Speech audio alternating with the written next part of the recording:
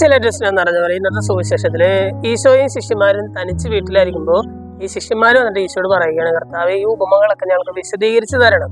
ഈശോ പറയുകയാണ്, ദൈവരാജ്യത്തിന്റെ രഹസ്യങ്ങൾ നിങ്ങൾക്കാണ് വെളിപ്പെട്ടിരിക്കുന്നത്, ബാക്കി എല്ലാവർക്കും അത് ഉപമകളിലൂടെ മാത്രമാണ് അത് വെളിപ്പെട്ടിരിക്കുന്നതെന്ന് പറയുകയാണ്. അപ്പൊ ഈ ശിഷ്യന്മാര് പറയുകയാണ്, ഞങ്ങൾക്ക് ഈ വിധക്കാരന്റെ ഉപമ ഞങ്ങൾക്കൊന്ന് വ്യാഖ്യാനിച്ചതായി അല്ലെ. ഈശോ പറയുന്നുണ്ട്, ഇത്രയും സിമ്പിൾ ആയിട്ടുള്ള ഒരു ഉപമ പറഞ്ഞിട്ട് പോലും നിങ്ങൾക്ക് മനസ്സിലാകുന്നില്ല, മറ്റു ഉപമകളെല്ലാം നിങ്ങൾ എങ്ങനെ മനസ്സിലാക്കും അല്ലെ. അതായത് ഈശോ ശരിക്കും ഒരു ഇത്തിരി വിഷമത്തോടു കൂടിയൊക്കെയാണ് പറയുന്നത്, ഇത് ഏറ്റവും സിമ്പിൾ ആയിട്ടുള്ള ഒരു ഉപമയാണ്, ഇതുപോലെ നിങ്ങൾക്ക് മനസ്സിലാകുന്നില്ല, മറ്റേതൊക്കെ എങ്ങനെ മനസ്സിലാകാനാണെന്ന് ചോദിക്കുകയാണ്.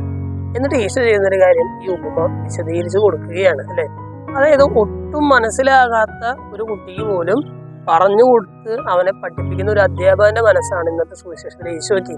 ഈശോ എന്നിട്ട് ആ ഉപമ വളരെ സിമ്പിൾ ആയിട്ടുള്ള രീതിയിൽ, സാധാരണക്കാരന് പോലും മനസ്സിലാകുന്ന രീതിയിൽ ഈശോ അവർക്ക് എക്സ്പ്ലെയിൻ ചെയ്ത് കൊടുക്കുകയാണ്. നമ്മളവരെ ഇന്നത്തെ സുവിശേഷ ഭാഗം വായിച്ചു ചെയ്യുമ്പോൾ നമ്മൾ ചിന്തിക്കേണ്ടത് ഇത് തന്നെയാണ്. എനിക്ക് ദൈവരാജ്യത്തിന്റെ രഹസ്യങ്ങൾ മറ്റുള്ളവർക്ക് പങ്കുവെച്ചു കൊടുക്കാനായിട്ട് എനിക്ക് സാധിക്കുന്നുണ്ട്. എൻ്റെ മക്കൾക്ക് ഈ പ്രാർത്ഥനയെ കുറിച്ച്, ദൈവവചനത്തെ കുറിച്ച് അത് അവർക്ക് മനസ്സിലാകുന്ന രീതിയിൽ അവർക്ക് പറഞ്ഞു കൊടുക്കാനായിട്ട് എനിക്ക് സാധിക്കുന്നുണ്ടോ? എനിക്ക് അങ്ങനത്തെ സിമ്പിൾ ആയിട്ടുള്ള വാക്കുകളിലൂടെ സുവിശേഷം പങ്കുവയ്ക്കാനായിട്ട് സാധിക്കുന്നുണ്ടോ? അതിനുള്ളൊരു കൃപയ്ക്കായിട്ട് നമുക്ക് പ്രാർത്ഥിക്കാം. ദൈവം നമ്മെല്ലാവരെയും സമൃദ്ധമായിട്ട്